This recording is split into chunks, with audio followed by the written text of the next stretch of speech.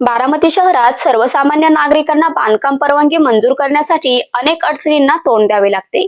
मात्र धनदांडग्या लोकांना बोगस कागदपत्रे असतील तरी बांधकाम परवानगी देण्यात येते, असा आरोप सामाजिक कार्यकर्ते सोहेल शेख यांनी केला आहे।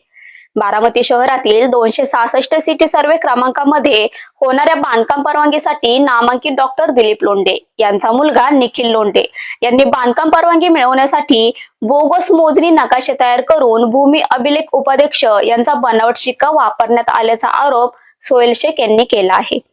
लोंढे यांच्यावर MRTP ऍक्ट नुसार कारवाई करण्यात यावी, तसेच लोंढे यांना दिलेले बांधकाम परवानगीचे आदेश तात्काळ रद्द करण्यात यावे, अशी मागणी केली असून या प्रकरणात उच्च न्यायालयात दाद मागणार असल्याचे शेख यांनी सांगितले। नमस्ते, मी सोहेल शेख। आज बारामती या ठिकाणी एका साईडला आपण बघू शकतो की विकास होत आहे, तर एका साईडला श्रीमंत लोक बोगस कागदपत्रांचे अन्वय बांधकाम परवानगी घेताना दिसत आहेत। असाच एक प्रकार बारामतीमध्ये घडलेला आहे। डॉक्टर दिलीप लोंढे यांचे चिरंजीव निखिल लोंढे यांनी 2022 साली एक खोटा मोजणी नकाशा तयार केला व त्यावर त्यांनी हॉस्पिटलची बांधकाम परवानगी मंजूर करून घेतली, बांधकामही केले।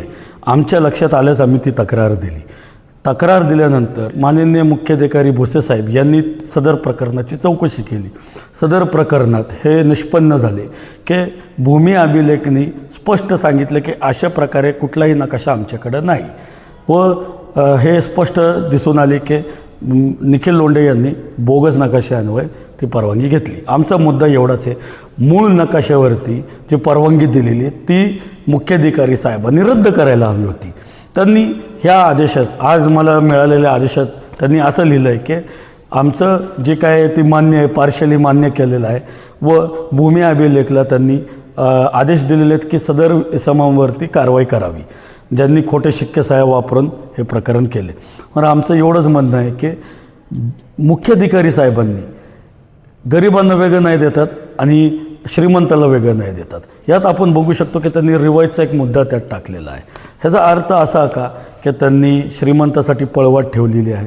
तर आम्ही एवढंच आमची मनापासून तुम्हाला आणि मीडियामार्फत विनंती आहे की मुख्याधिकारी साहेबांनी MRTP कायदा UDCPR कायदा 2.1 प्रमाणे तातडीने त्यांचं प्रकरण रद्द करावं व त्यांच्यावर गुन्हे दाखल करावे। राज्याचे उपमुख्यमंत्री माननीय अजितदादा पवार साहेब यांच्या गावात हे सगळं प्रकरण घडतं आहे आणि त्याला भुसेसाहेबसारखे मुख्याधिकारी पाणी घालत असतील तर ही बाब अत्यंत दुःखद व शोकनीय बाब आहे।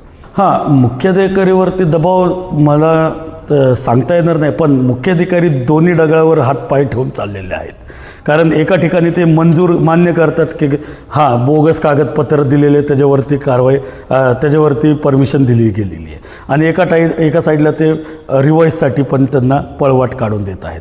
तर डेफिनेटली आम्ही ह्यावरती माननीय उच्च न्यायालयाकडे जाणार आहोत।